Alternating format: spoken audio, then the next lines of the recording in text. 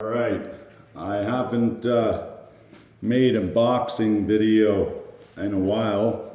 I know that last one I made with a few tips on running your first coat did pretty well, but I guess the boxing one didn't, the butt joints one didn't really catch. So I'm just gonna do this room, box it out.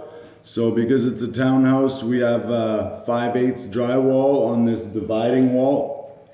But this wall here, this is the end unit. So it's all 1/2 inch everywhere. So the 1/2 inch is a lot easier to lay down, but these 5/8 are heavy. And 8-foot sheets make more sense to lug up the stairs. Easy, right? Less waste.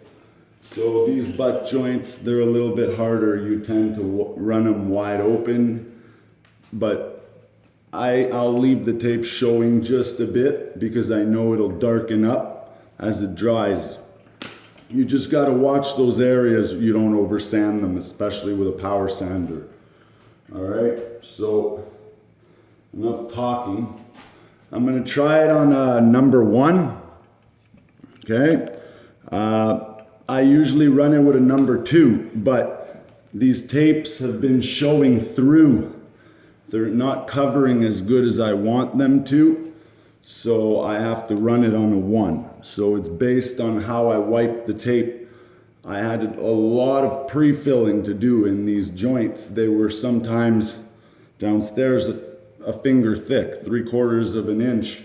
And broken drywall corners and middles of the sheets, and it was bad job, but it got done. So now I have to run it a little bit more open because I've got sheetrock under that tape. I normally don't pre-fill if the sheets are tight, and they usually have to do them tight, and when they don't, you get this. Now you pre-fill it, your tapes are crowned a little bit, meaning they're not in the bevel as deep as you'd like them. So I'm gonna run the box now. Okay, so again, you know what, I'm gonna start right here so you guys can see. How about that? I'm gonna get a microphone there. Okay, so I don't use the wheels. These wheels, yeah, they haven't spun in a while. So I don't use them. They're just there for safekeeping. Okay, so start with the box on the ceiling. Find your comfortable angle, lock it. Lift the wheels off the ceiling and let it ride. Okay, now back the other way as far as I can. Okay, now I can check the joint. All right, now what I'm looking for is a lot of bubbles, or I could still see the tape, okay? So here, it looks beautiful, beautiful. But this little portion here, that portion back there by the window, you could still see the tape. So I'm gonna run the box on wide open, all right, leaving more mud. But notice how there's a butt joint right close to there. I'm gonna stop the lap mark right at the butt joint in line with that tape. So when I run the box the other way, it builds up the mud on that, if it's dry, but I don't, even if I'm skimming it, it's still a hump to cover the tape, all right? So, wide open, and leave the lap mark there. That's it, all right? Put it back on 1. Let's check this joint. Oh wow, eh? Yeah, you could definitely see a lot of tape. And there's a little rock. And see, look, well, when you get a dry chunk of mud, it leaves a line. It leaves a line in your finish, your mud. So just scrape that dry chunk, not the whole thing, right? And now when I run it the other way, oh, I screwed up here. You gotta find that perfect angle. Okay, that tape looks nice at a number 1. And there's not enough bubbles for me to go to a number 2. That's when I would decide to go to a number 2, is when it's leaving way too much mud and it's full of bubbles. All right, you don't want bubbles. Not if you're doing 2 coats. Okay, so this looks good. And even if there's a little bit of tape showing at the intersection of the butt joint, that's okay. The butt joint's gonna cover most of that, all right? So now, let's fill up the box.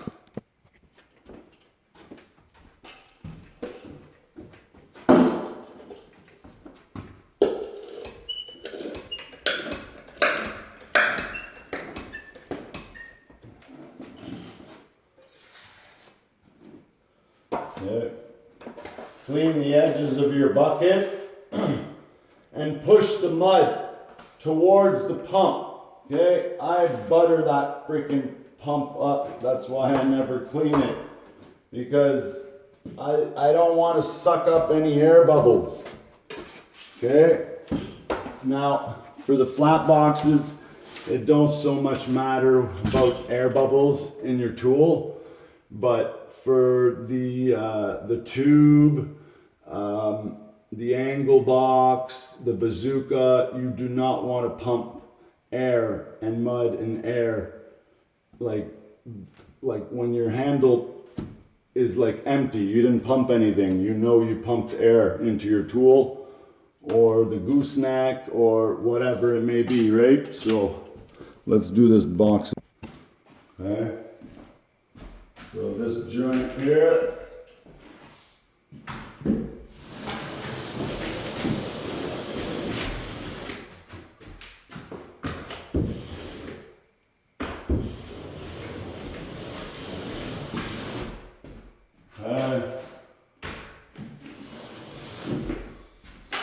now inspect it. Honestly, that's perfect. I got some good coverage on that. Okay, so what I would usually do is I'd do all my flats in this whole upper floor. I already did the main floor, the 9-foot section with the longer 48-inch handle. Now I'm using the 42 just for 8 foot. I could use it for the walls, the ceiling, everything. So I don't need an extendable handle that's heavy. These handles, it's like there's nothing there, but my brake, this shaft that's up here is your brake, is what keeps tension on that piston, but it's sliding in the shaft. So I need to fix it because my brake is not as tight as it should be. My other handle is much better. I gotta fix it. But for the sake of the video, let's do the butt joints right now. All right? So I like to start as close as I can to the flat, all right?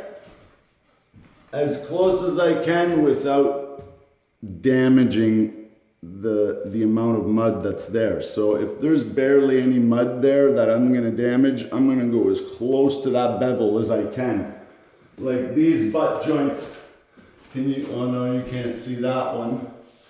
I'm gonna have to change the angle. So let me do the one back here first. Okay, so I'll go right up to the wet mud and that's wide open. Okay,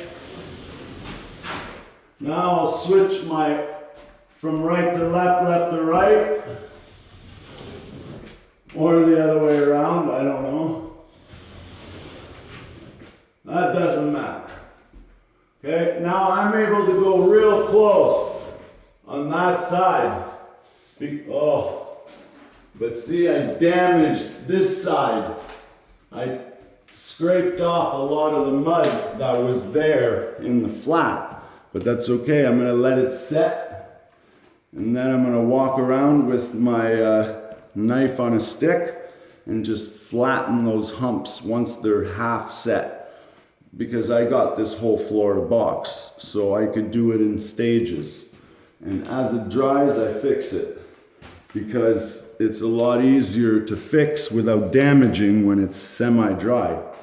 All right, so now we could look at this butt joint. It's against the wall, so obviously start at the wall and finish with no lap mark. Okay?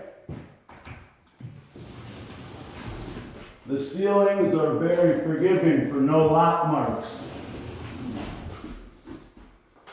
You never usually have a lap mark. It's only the lower ones where it's a lot of work to do it in one motion. Especially this big joint, the stand-up ones, right? All right, so now we only have this little butt joint here. Okay, again, against the wall. But she's just a little baby. All right.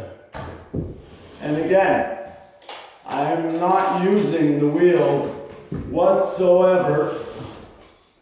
Okay? Whatsoever for any of these butt joints. All right? Now I'm going to show you this last butt joint right here after I go fill up. All right, so now wide open, as close as I can, stop. Yeah, see the brake on my handle is screwing me up, because the position that I lock the box at, as soon as I touch the ceiling, the angle changes. And then I can run my box.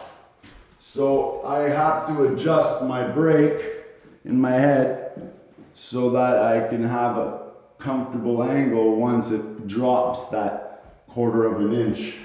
Because this shaft is sliding as I put tension on it. There's 2 little Allen keys, and those little Allen key heads get stripped. I don't know, they don't stay as tight as it should. Ain't that a problem? Okay, anyways, now that it's wide open, I might as well do all these little guys. And I usually just do them right down the center, because once you put trim on that, and all that fancy stuff. Whoops, sorry about the light there. I'm gonna move that. But yeah. When you're looking into a room, you never see that kind of stuff, because it's above a door especially. All right. So back to these little butt joints. See, like I could take my knife and just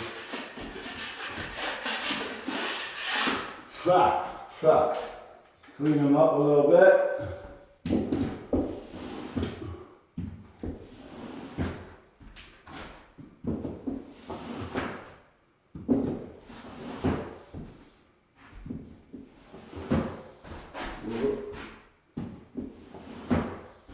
There you go. Because all of those little guys, I'll probably do with a 12-inch box, but most of the time I end up doing them by hand, just because they cover better when you do them by hand just one good time. All right, so let me just fix this freaking light so it's not blinding us and, well, getting a decent shot. I hate the shadows that it leaves. That's all. And I'm running out of cord. Okay. Yeah, that's not bad. Okay, so just want to take all this stuff off. Okay. God, I can't believe I left all of this on the wall. I guess it was dark. Okay, oh, I missed something. Wow.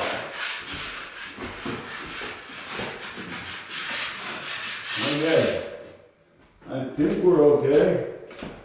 Jeez, let's get to mud. Oh, wait, I want to put on a number 1 first, just to see.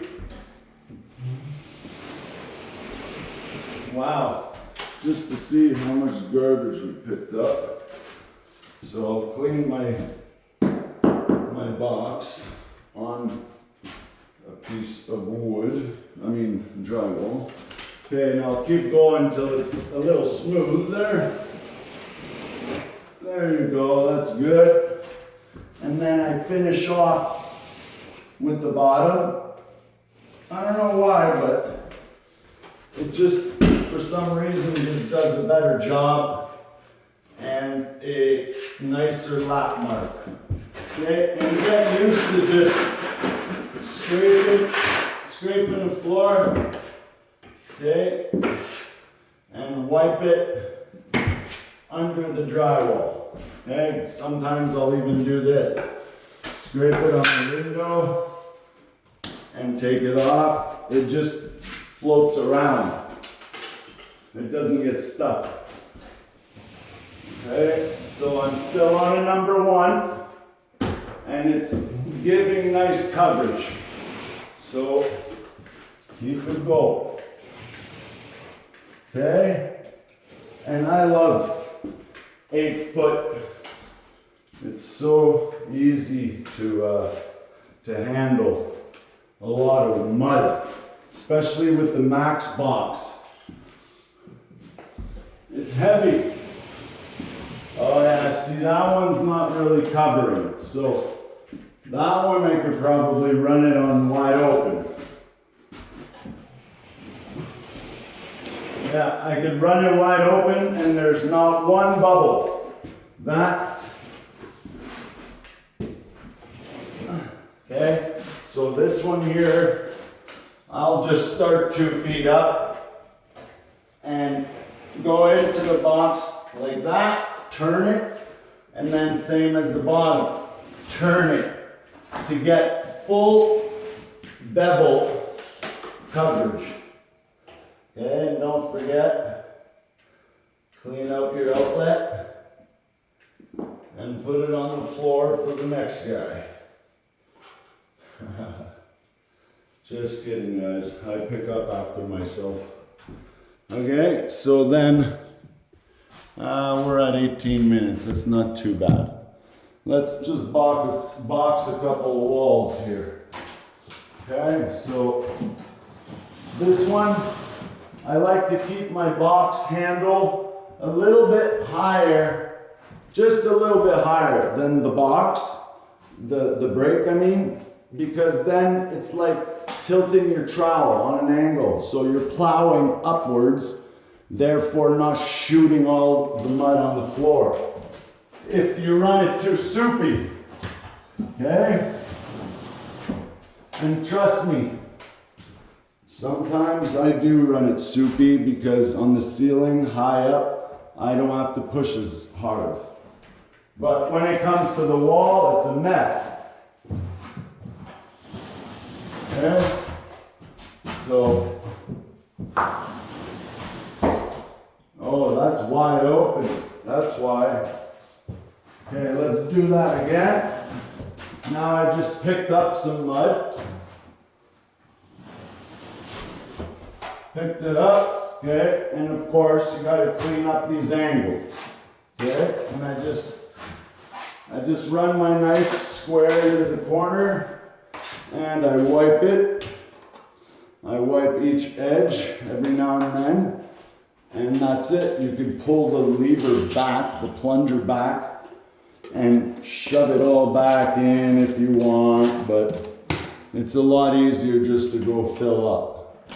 So, these bottom ones though, okay, oh, I don't have enough mud. I thought I had some left. Just a second. All right, so these ones down here, remember, put it back on wide open, and I'll split them. Yeah, so I'll split these because they're more visible to the eye. And wipe the bottom, because you always tend to leave big chunks of mud. Well, mine does. I like when they leave the poly on the outer edges. It makes for easy chucking of mud. Extra mud. Just shoot it on the poly. At the bottom of the wall. Alright? Oh, it's wide open again. Okay? Beautiful. And don't worry, after I'm done, I'm going to go around and clean every single angle, just like so. Okay? I just square them up. Shoot the mud in my kitty. There we go. All right, so that's boxing, and unless you want to see me going for another little bit, I could show you this wall without blinding you guys, hopefully. Okay, hold on.